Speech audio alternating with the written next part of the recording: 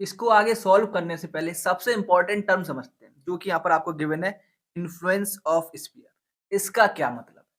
क्या इसका मतलब ये है कि जो आपका पार्टिकल सरफेस पे आ जाए या फिर कुछ और? तो ध्यान दीजिए, यहाँ पर जो पार्टिकुलर इंटरेक्शन हो रहा है वो हो रहा है ड्यू टू ग्रेविटेशन। अच्छा, अब आपसे बोला जा रहा है कि स्फीयर का इन्फ्लुएंस कहाँ तक होगा? तो जो ग्रेविटेशनल फील्ड है वो तो सीधा-सीधा आपको पता ही है कि इनफाइनाइट तक फैला रहता है। तो यानी कि यदि इस पार्टिकल को इस स्फीयर के इन्फ्लुएंस से बाहर जाना है, तो उस पार्टिकल को जाना होगा कहाँ तक? इनफाइनाइट तक। इतनी सी बात क्लियर है? ओके।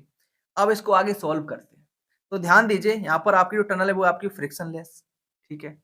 अच्छा, और यहाँ पर किसी भी प्रकार की कोई भी एनर्जी लॉस हो नहीं रही है। तो ज़ाहिर-सी बात हम लोग यहाँ पर क्या यूज़ करेंगे? कंज़र्वेशन ऑफ एनर्जी, एक बात। बट उसके पहले हमें यहाँ पर जानना होगा किसी स्फीयर के अंदर किसी पॉइंट पर पोटेंशियल एनर्जी क्या होती है, राइट? सो नाउ यदि आप रिकॉल कर पाएँ तो जो पोटेंशियल एनर्जी होगी किसी पार्टिकल की इस मास डिस्ट्रीब्यूशन में, ठीक है?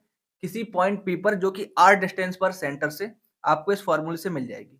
यहाँ पर जो आपका मास डिस्ट्रीब्यूशन है वो यूनिफॉर्म होना चाहिए, ठीक है? और ये आपका क्या है? स्फीयर है। सो नाउ अब आप देखिए जो ry2 डिस्टेंस है जो पॉइंट P की, यहाँ पर ध्यान से देखिए, ठीक है? पॉइंट P यहाँ पे देखिए ry2 डिस्टेंस पर है, ठीक?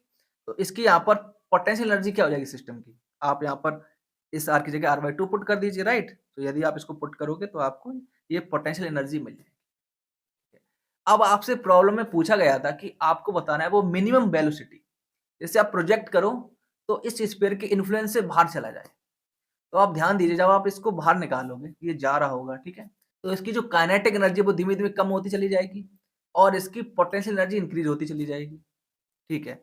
अच्छा, चूँकि हमें पता करना है मिनिमम वेलोसिटी, तो इसका मतलब है कि जब ये स्फीयर के इन्फ्लुएंस से बाहर निकले, तब तक इसकी जो काइनेटिक एनर्जी है बिल्कुल खत्म हो जानी चाहिए, राइट? तो इससे आपको ये पता चल रहा है कि जब ये स्फीयर के इन्फ्लुएंस से बाहर जाएगा यानी कि इन्फिनिटी पे पहुँच जाएगा, तो उस वक़्त इसकी जो काइनेटिक एनर्जी होगी वो 0 हो चुकी होगी और इसकी जो पोटेंशियल एनर्जी होती है इनफाइनाइट में वो आपको मिलेगी वैसे ही 0, राइट? सो तो एनर्जी आपको मिल गई इनफाइनाइट में कितनी?